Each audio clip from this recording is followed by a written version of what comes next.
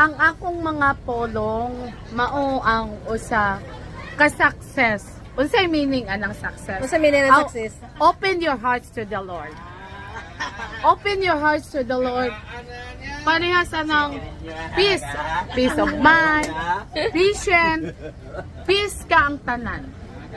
Pero sa imong pagka-peace is wisdom, freedom. Kundi ikaw na imulikay sa mga silingan nga wa nag-peace. Para peace ang tanan. Mao na ikapisa na ako sang kinabuhi, sang lifetime story.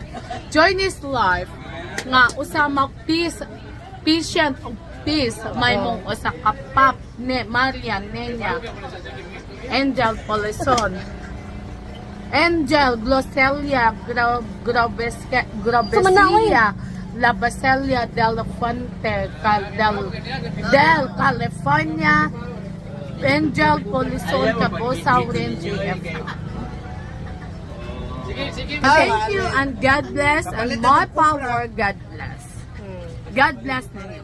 Ako diya sa Cebu, paabota ang panghatag ng krus. Ingon ng Espiritu Santo, mosiga ang krus.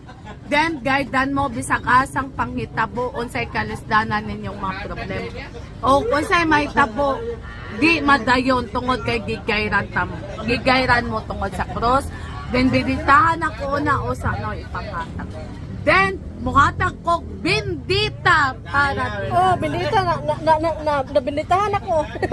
Mangatag ko bendita para diha sa iyong balay o iyong ibasma sa iyong balay ang bendita para gayran og tagaag more than blessing ang inyong balay o ang inyong family. Thank you and God bless all.